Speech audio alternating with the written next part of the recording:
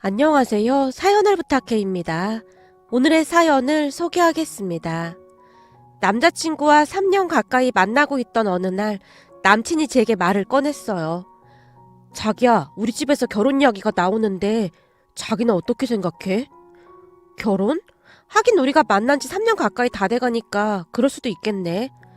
나도 되도록이면 결혼 빨리 해서 자리 잡고 싶은 생각이 들기도 해. 물론 자기만 괜찮다면 말이야. 남친이 심각한 표정으로 말을 하고 있었는데 아무래도 남친 본가에서 결혼을 서두르고 있다는 생각이 들었어요. 사귄 기간이 짧았던 것도 아니었고 저도 결혼에 대해 긍정적으로 생각을 하고 있었고요. 항상 어울려 다니던 친구 셋이 다들 결혼을 했었기에 더 그런 생각이 들었던 것 같습니다.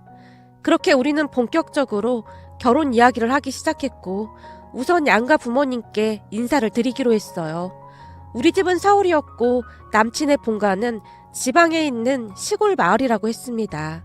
그런 부분은 이미 오래전에 들어서 알고 있었기에 큰 문제가 될 것도 없었고요. 얼마 뒤 남친이 우리 집에 인사를 하러 왔고 부모님은 남친이 번듯해 보인다며 마음에 들어 하셨어요. 그리고 그 다음 주에 남친 본가로 내려갔는데요. 남친 본가가 있는 곳은 제가 생각했던 그런 시골 마을은 아니었고 집도 예쁜 2층 집이었는데 간혹 TV에서 보던 그런 집처럼 아기자기하고 예쁜 그런 집이었어요. 집을 보며 제가 많이 놀란 채 말했어요. 집이 엄청 예쁘다. 나 이런 집 처음 봤어. 사실 집이 좀 오래됐다고. 부모님이 새로 지은 거야.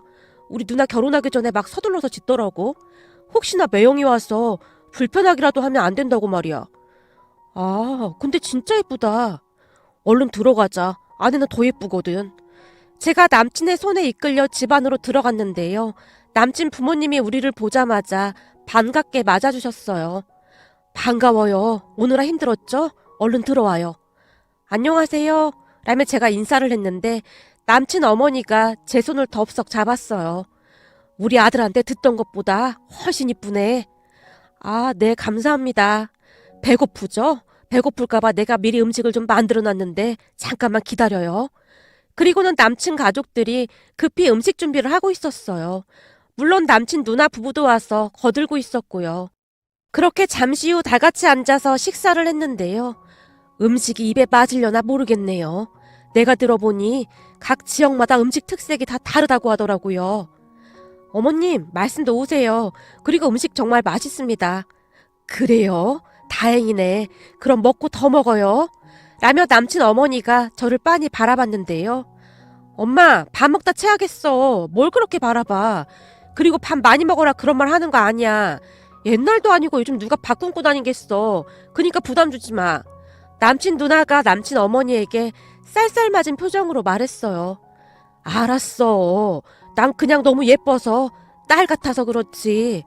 결혼하고 나면 우리 딸이랑 엄마처럼 그렇게 잘 지냈으면 좋겠네. 엄마, 내가 그런 말 절대 하지 말라고 했지. 세상에 딸 같은 며느리가 어딨어. 며느리는 그냥 며느리일 뿐이야. 알겠어? 아니, 그게 뭐가 잘못됐다는 거니? 난 며느리를 딸같이 그렇게 대할 생각이다. 그니까 넌 더 이상 아무 말도 하지 마.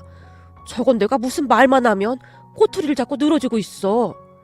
내가 주변에 보니까 딸 같은 며느리라고 말하는 사람 치고 며느리한테 잘하는 사람을 못 봤어.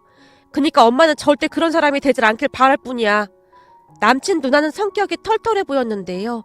아닌 것에 대해서는 그냥 거침없이 말하는 그런 성격인 듯 해 보였어요. 하지만 남친 누나의 말에도 불구하고 남친 어머니는 딸 같은 며느리라는 말을 한 100번은 넘게 했던 것 같습니다. 남친 어머니의 말에 약간은 거부 반응이 생기기도 했는데요. 남친 누나 말대로 딸 같은 며느리란 말은 그다지 좋은 의미가 아니라는 것을 저도 익히 알고 있었거든요. 그런 분위기 속에서 첫 인사는 나름 잘 끝났고 남친과 저는 다시 서울로 올라왔습니다.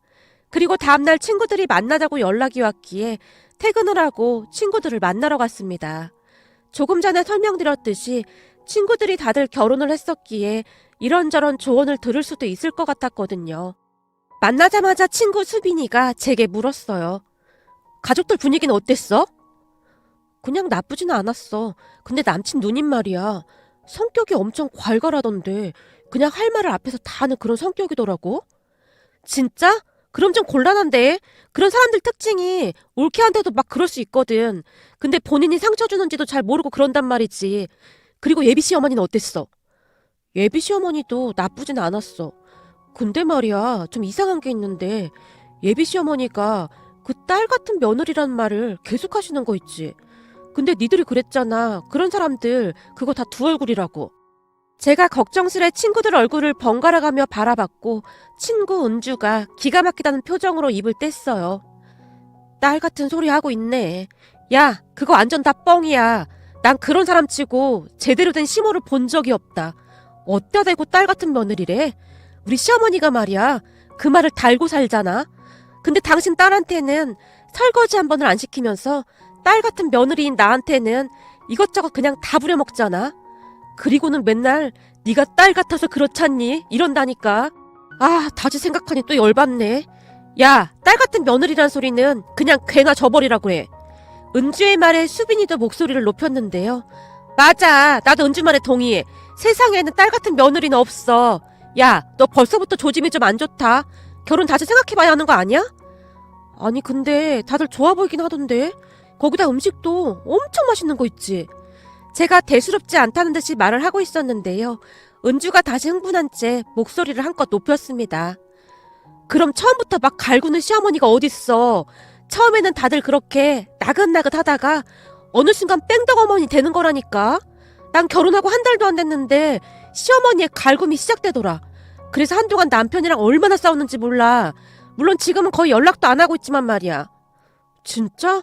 니들이 자꾸 그런 말 하니까 무섭잖아. 근데 난 남자친구가 너무 좋은데? 제가 걱정스레 친구들을 둘러보고 있었는데요. 그동안 아무 말도 없이 듣고만 있던 지희가 조용히 입을 열었어요. 니들 너무 겁주지 마. 사람은 겪어봐야 알 수 있는 거 아니겠어? 정말 좋은 사람일 수도 있는 거고 말이야. 우리 시어머님도 좋은 분이시잖아. 니네 시어머니는 100년에 한 번 나올까 말까 그런 분이시고 그런 분 만날 확률은 거의 없다고 봐야지. 암 그렇고 말고 이 시자만 붙으면 사람들이 막 돌변하거든.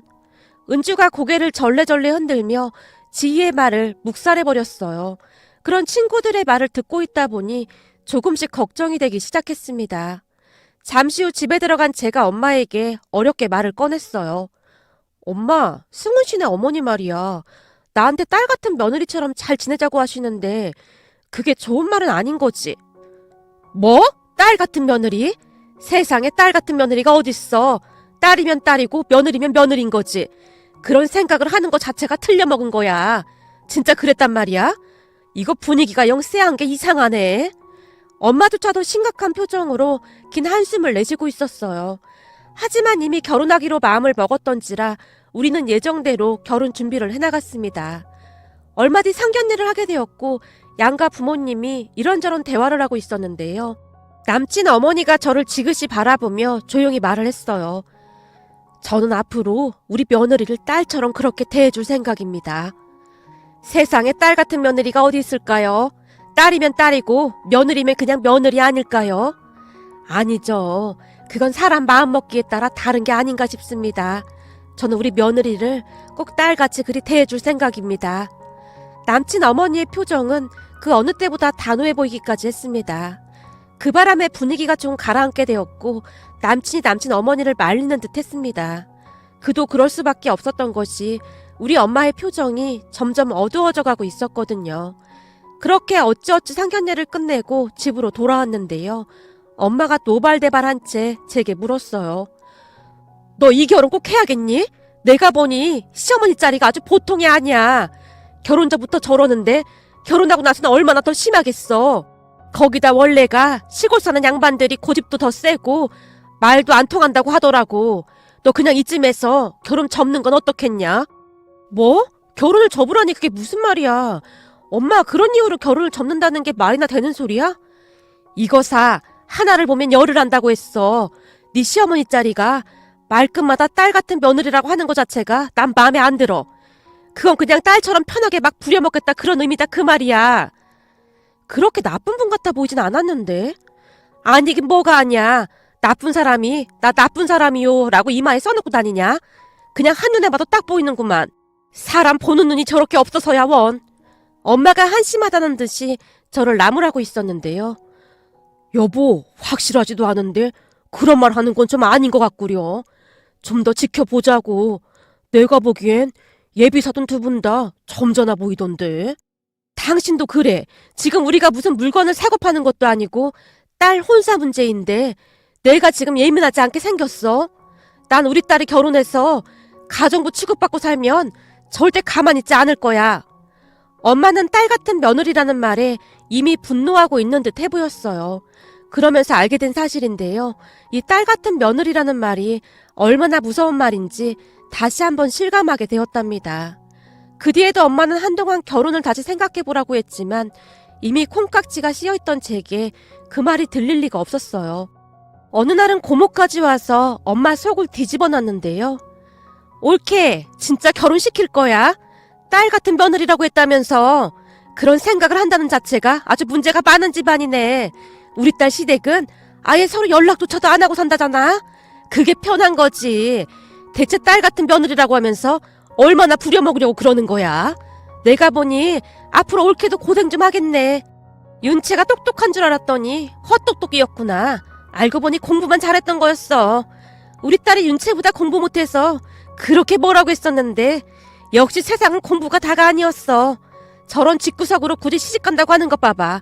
앞으로 옳게 앞날이 깜깜하네. 하루하루 불안해서 어떻게 살아 그래? 고모가 한껏 비웃고 있었는데요. 고모에게는 자식이 3명이나 있었지만 이상하리만큼 셋 다 공부를 못했거든요. 그래서 우리 엄마에게 피해의식 같은 것이 있었던 고모에게는 더욱 신나는 일이 아니었을까 싶습니다. 고모는 제가 잘못되기만을 바라고 또 바랐을 테니까요. 암튼 많은 우여곡절 끝에 우리는 결혼을 했습니다. 결혼식 당일날도 시어머님이 제게 우리 딸 너무 예쁘다 라는 말을 했었는데요. 엄마의 얼굴이 울그락불그락 해져 있었어요. 물론 옆에 있던 고모는 마치 승리자라도 된 듯한 그런 표정으로 의기양양해 있었고요. 그렇게 며칠 뒤 신혼여행을 갔다가 시댁으로 향했습니다. 하지만 그동안 그놈의 딸 같은 며느리라는 말에 어찌나 스트레스를 받았던지 긴장을 하고 있을 수밖에 없었어요. 잠시 후 시댁에 도착해서 들어갔는데 눈앞에 펼쳐진 광경을 보고 깜짝 놀라고 말았습니다. 거실 밥상 위에 진수성찬이 차려져 있었거든요. 음식을 보자마자 뱃속에서 꼬르륵 소리가 날 정도였으니까요. 우선 시어머님이 활짝 웃으며 저를 반겨주셨어요. 우리 딸 왔니? 피곤하지? 얼른 앉아라. 내가 오늘 랍스터인가 뭔가도 준비했는데 맛이 있을런지 모르겠다. 이 랍스터가 말이다. 아주 기가 막히게 맛있더구나.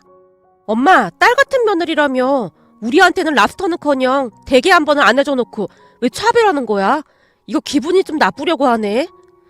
그때는 엄마가 랍스터가 뭔지를 잘 몰랐을 때고, 근데 얼마 전에 누가 사줘서 먹어봤는데 맛이 아주 기가 막히더구나. 얼른 앉아. 시어머님이 랍스터를 일일이 손질해서는 시누이와 제 접시에 담아줬어요. 어머님도 좀 드세요. 아니야, 난 우리 딸들이 먹는 것만 봐도 그냥 배가 부르지 뭐니. 얼른 먹어. 네 시누이 먹는 거 봐봐라. 저러다 네 시누이가 다 먹어치우겠다. 엄마, 밥 먹을 때는 걔도 안 건드린다고 하는데 자꾸 왜 그러는 거야? 시누이가 불만스럽다는 듯이 시어머님을 바라봤지만 시어머님의 얼굴은 그저 싱글벙글이었어요. 식사를 끝낸 뒤 뒷정리를 하기 위해 제가 자리에서 일어났는데요. 시어머님이 손가락으로 시누이를 가리키며 말했어요. 저기 좀 봐라. 우리 집 첫째 딸은 밥 먹고 항상 저러고 있거든. 너도 이제부터 우리 집 딸이니까 네 시누이 옆에 가서 앉아있으면 된다. 이 설거지는 말이야. 힘센 우리 아들이 엄청 잘하거든. 그래도 제가 설거지는 해야 할 것 같은데요. 내가 말했잖니. 네 시누이도 저러고 있다고. 그 순간 남편이 끼어들었는데요. 맞아. 설거지는 내가 할 테니까 자기는 가서 쉬어. 우리 집은 원래가 힘든 건 남자가 다 하고 있거든. 옳게 이리 와서 좀 쉬어. 내 동생이 설거지 하나는 아주 기가 막히게 하거든. 시누이가 저를 불렀고 제가 엉거주춤한 자세로 시누이 옆에 앉았습니다. 암튼 그날 시댁에서 지내봤는데 걱정했던 일은 전혀 일어나지 않았습니다. 그렇게 다음날 서울로 올라왔는데요. 친구 은주에게 전화가 걸려왔습니다. 시댁에선 어땠어? 니네 시어머니 완전 달라졌지? 아니, 난 내려가서 내내 잘 쉬다만 왔는걸? 아무래도 우리 시어머님은 그런 분이 아니신 것 같아. 내내 맛있는 음식만 주시고 그러던데? 야, 그거 속임수야, 속임수. 그러다가 어느 순간 돌변한다니까. 이제 보니 니네 시어머니 완전 고단수다, 얘. 그렇게 안심시켜놓고 제대로 뒷통도 칠 건가 보네. 그럴 것 같아 보이진 않던데. 제가 고개를 갸우뚱거리며 말을 하고 있었지만 은주는 믿을 수 없다는 듯한 그런 목소리였어요. 물론 우리 엄마도 계속해서 색안경을 끼고 시어머님을 바라봤고요. 이번에 내려가서 진짜 아무것도 안 하고 왔다 그 말이야? 그렇다니까. 신우이랑 내내 먹고 놀다만 왔어. 진짜 딸 같은 며느리가 맞던데 나한테 하나도 안 시켜. 아마도 처음이라 그런가 보네. 세상에 딸 같은 며느리가 어딨어. 말이 되는 소리를 해야지. 엄마 또한 절대 믿지 않는 듯한 그런 모습이었거든요. 하지만 저는 시어머님이 그다지 불편하지 않았는데요. 제 눈에는 시어머님이 좋으신 분 같아 보였거든요. 그러던 어느 날 퇴근하고 집에 들어가려고 했더니 문 앞에 아이스박스가 놓여 있었어요. 보낸 사람이 누군지 확인을 해봤더니 시어머님이었습니다. 아이스박스를 집 안으로 들여놓은 뒤 확인을 해봤더니 김장김치랑 반찬이 들어있었어요. 배가 많이 고프던 차에 김치 한 조각을 뜯어서 입에 넣어봤는데요. 김치 맛이 아주 환상적이었어요. 평소 시어머님 음식 솜씨가 좋다는 것은 잘 알고 있었지만 저는 그동안 그렇게 맛있는 김치는 처음 먹어본 것 같았습니다. 그렇게 시어머님께 전화를 드렸어요. 어머님, 김장하신 거예요? 저 부르지 그러셨어요. 제 친구들 보니까 김장한다고 다들 시댁에 가던데요. 아니다. 딸은 원래가 엄마가 하는 거 받아먹는 거다. 네 시누이도 그러고 있잖니. 혹시 몰라서 내가 조금만 보내봤는데 먹어보고 맛이 괜찮으면 말해. 더 보내줄 테니까. 그럼 어머님 혼자 김장하신 거예요? 힘드셨을 텐데. 아니, 네 시아버지랑 둘이서 했지. 자식들 먹일 생각에 힘든 줄도 몰랐어. 시어머님의 목소리가 어찌나 해맑았는지 모르겠습니다. 그 순간 왜 그랬는지 모르겠지만 자식들 먹일 생각에 힘든 줄도 몰랐다는 말에 저도 모르게 울컥했는데요. 그냥 자식들을 생각하는 시부모님의 마음이 고스란히 느껴져 왔거든요. 어머님, 김치 너무 맛있어요. 저는 지금껏 이렇게 맛있는 김치는 처음이에요. 정말이니? 맛이 괜찮았어? 그럼요. 진짜 맛있어요. 김치만 있어도 밥 한 공기 뚝딱 할 것 같아요. 다행이구나. 맛있다고 해줘서 정말 고맙구나. 부모는 그저 자식이 맛있게 먹는 것만 봐도 배가 부르거든. 시어머님이 오히려 제게 고맙다는 말을 몇 번이나 했는데요. 그동안 잠시나마 시어머님을 의심했던 것이 죄송스럽기만 했습니다. 그 뒤에도 시어머님은 여느 시어머니들과는 달라도 너무나 달랐는데요. 제 생일날 꽤 많은 용돈을 보내주시면서 오늘 생일인데 맛있는 거 사 먹어. 내가 생일상이라도 차려주고 싶은데 요즘은 생일상 차려준다고 오라가라 하는 것도 안 좋은 거라고 해서 그냥 돈으로 보냈다. 일하랴 집안일 하랴 많이 힘들지? 아니에요 어머님. 그이가 많이 도와줘서 저는 하는 것도 없는걸요. 그거야 맞벌이 하는데 당연한 거지. 혹시 농땡이 피우거나 하면 나한테 바로 연락해라. 아주 혼을 내줄 참이니까. 시어머니는 그저 그 말만을 할 뿐이었어요. 시간이 지나면 지날수록 시어머님의 진가가 드러나기 시작했는데요. 모든 것에 배려를 하며 신경을 쓰는 듯한 그런 모습이었습니다. 그냥 한마디로 진짜 딸 같은 며느리가 존재하더라고요. 그러던 어느 날 시댁에 갔는데 시어머님이 제게 통장 하나를 내밀었어요. 어머님, 이게 뭐예요? 원래 여자들은 비상금을 조금씩 가지고 있어야 든든한 거야. 비상금이요? 그래, 네 시누이 거랑 네 거랑 두 개 만들어서 내가 열심히 돈 모았다. 그러니까 가지고 있다가 꼭 필요할 때 써라. 어머님, 저는 안 주셔도 되는데. 너 내 말 잊었니? 내가 항상 하는 말이 뭐냐? 아, 딸 같은 며느리요? 그래, 넌 이제 내 딸이나 마찬가지 아니더냐. 그러니 네 시누이랑 똑같이 해야지. 옛말에 그런 말도 있잖니. 10손가락 깨물어서 아프지 않은 손가락이 없다고 하잖니. 그래도 저는 진짜 괜찮은데. 제가 괜찮다고 정중하게 거절했음에도 불구하고 시어머님이 제 손에 통장을 쥐어주셨는데요. 그러면서 지나간 이야기를 하기 시작했어요. 네 시누이가 결혼하고 사는 거 보니 그렇게 딱하지 뭐겠냐. 거기다 시집살이까지 당하면서 삐쩍삐쩍 말라가는 거 보고 있는데 내 가슴도 미어지더구나. 그렇게 당당하던 애가 시어머니 눈치를 어찌나 보던지 말이다. 그거 보면서 나는 며느리 들어오면 절대 그러지 말아야겠다 싶었다. 그래서 내가 그 말을 입에 달고 살았던 거야. 딸 같은 며느리다 그 말이다. 근데 실천해보니 그게 별로 어렵지도 않더구나. 우리 딸한테 하듯이 그냥 똑같이 하면 되더구나. 그냥 내 딸이다 생각하니까 별로 어려운 것도 없다 그 말이야. 어머님, 사실 결혼 전에는 어머님이 그냥 입버릇처럼 하는 말이라고 생각했거든요. 근데 요즘은 그런 생각한 것 자체가 너무 죄송스럽고 얼굴을 들 수가 없어요. 괜찮아. 그것도 충분히 이해한다. 네 입장에서는 그럴 수도 있었겠지. 난 앞으로도 네 시누이랑 너랑 모든 걸 다 똑같이 할 참이야. 네 시누이도 꼭 그러라고 몇 번이나 당부를 했는지 모르고 말이야.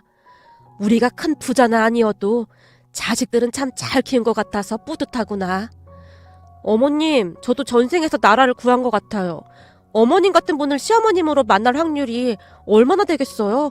저 지금 여기 심장이 마구마구 뛰면서 눈물이 날 것 같아요. 이래서 딸이 좋은 거다. 아들은 키워봤자 그런 말 한마디를 안 해. 네 말 들으니 나도 절로 기분이 좋아지는구나. 그리고 그 비상금 통장은 네 남편 모르게 따로 잘 가지고 있다가 너 필요한 거 사서 써. 알겠니? 시어머님의 말에 제가 눈물까지 그렁그렁한 채 고개를 끄덕였습니다. 그 뒤 저는 사람들에게 시어머님의 이야기를 끝도 없이 하곤 하는데요.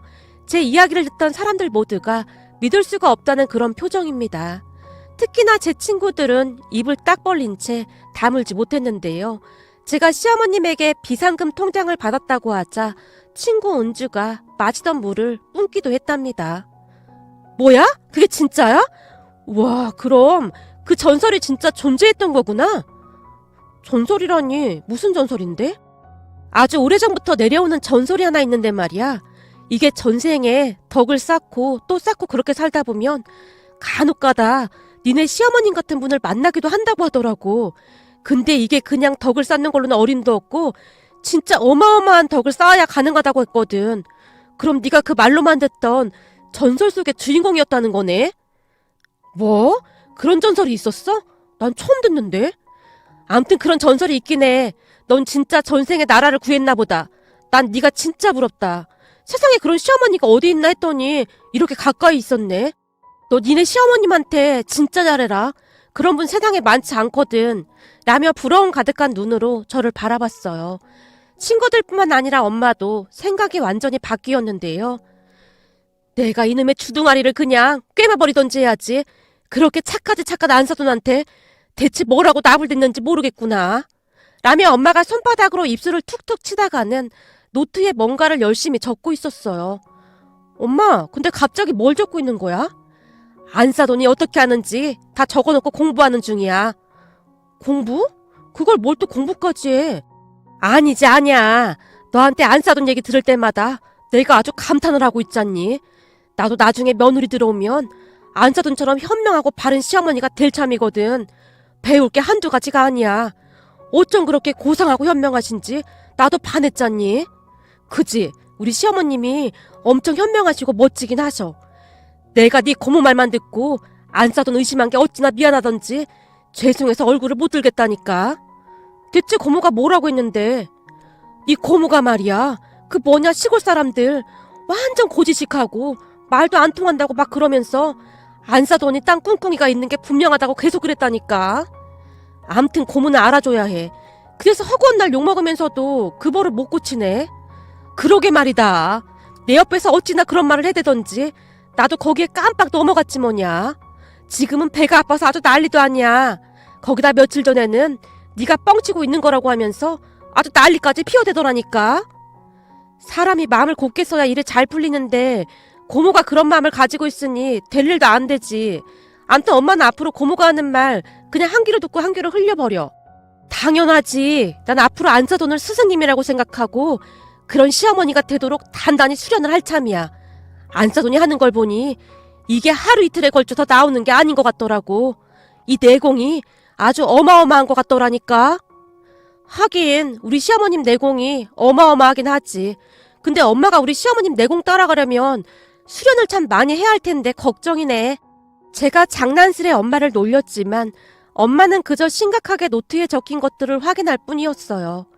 그 뒤 고모가 엄마에게 우리 시어머님이 변하지 않았냐고 몇 번이나 물어봤다고 하는데요. 옳게 윤지 시어머니 돌변했지? 이제 그 민낯을 드러낼 때가 됐는데 말이야. 변하긴요. 오히려 하루하루 더 잘해주고 있다니까요. 제가 배울 게 얼마나 많은데요. 아니야. 사람이 절대 그럴 리가 없어. 분명히 무슨 꿍꿍이가 있을 거야. 엄마가 고모에게 목소리까지 높인 채 말을 했지만 고모는 여전히 믿지 않고 있다고 하네요. 그런 모습을 보며 이 며느리를 딸같이 여긴다는 게 보통 일이 아니구나 하는 생각을 다시 한번 하게 되는데요. 우리 시어머님이 얼마나 대단하신 분인지 존경스러울 따름입니다. 저도 우리 시어머님이 잘해주시는 만큼 더욱 딸 같은 며느리가 되도록 노력하고 또 노력하겠습니다. 오늘의 사연은 여기까지였습니다. 즐겁게 보셨다면 구독, 좋아요 부탁드립니다. 고맙습니다.